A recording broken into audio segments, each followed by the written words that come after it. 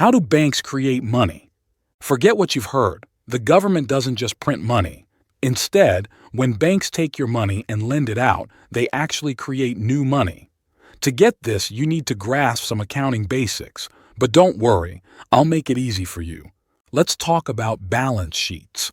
A balance sheet helps a bank compare what it owns, assets, with what it owes, liabilities. If you're not familiar with accounting, here's a simple equation. Assets equal liabilities plus stockholders' equity. Now, a bank's assets include things like buildings, equipment, loans to customers, treasury securities, vault cash, and reserves, basically everything the bank owns. On the flip side, liabilities include customers' deposits and loans from other banks or the Fed, basically everything the bank owes. Stockholder equity is like the bank's ownership, represented by shares of stock. So, if a bank has $1 million in assets and $500,000 in liabilities, it means there's $500,000 in stockholders' equity. Changes in liabilities can affect assets.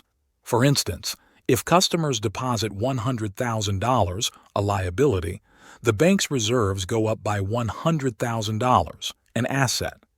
On the other hand, if customers withdraw $25,000, the bank's reserves decrease by $25,000. It's like a balancing act.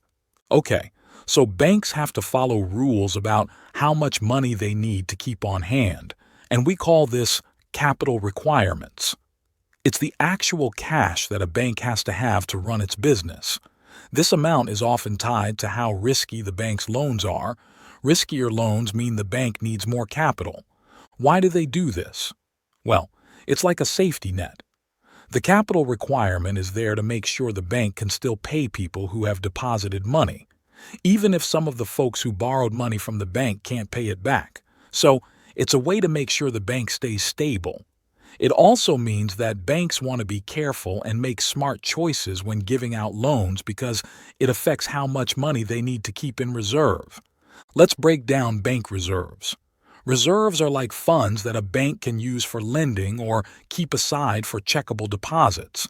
The reserves available for lending are called excess reserves, and those kept for checkable deposits, not savings, are required reserves. Required reserves are either cash in the bank's vault or deposited in a special account with the Federal Reserve, the Fed. In the U.S., the Fed sets the required reserve ratio, which is the percentage of checkable deposits that a bank must keep and cannot lend. For big banks, this ratio is often 10%. For example, if customers deposit $100,000 into checking accounts and the required reserve ratio is 10%, the bank has to keep $10,000 as required reserves. The remaining $90,000 becomes excess reserves, which the bank can use for lending. When the economy is doing well, banks usually lend out all their excess reserves. Why? Because banks make money by charging interest on loans, so they want to lend as much as possible to maximize their profits. Let's talk about how money is created. When a bank lends out its excess reserves, things start happening. For example, if there's a $100,000 checking deposit and the bank has $90,000 in excess reserves, lending that $90,000 to someone who buys a recreational vehicle can set off a chain reaction. The person selling the vehicle deposits the $90,000 back into the bank. Now, the checkable deposit balance in the bank grows from $100,000 to $190,000 in a short time. Essentially, new money is created, but it doesn't stop there. The bank now has $90,000 in new deposits. It keeps 10%, $9,000, as required reserve and lends the remaining $81,000. The cycle continues as the proceeds of the loan get redeposited, creating another $81,000 of new money. This process repeats until all excess reserves are loaned out. It's like a domino effect, creating more money along the way. Let's talk about something called the money multiplier. It's not a cool gadget for your basement. It's actually a formula economists use to estimate how the money supply grows.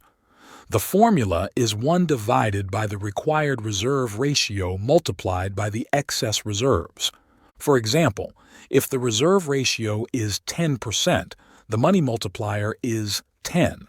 So, if $30,000 is deposited into a checking account, economists predict the money supply could grow by a maximum of $270,000. This is calculated by subtracting $3,000 from $30,000 and then multiplying that by 10.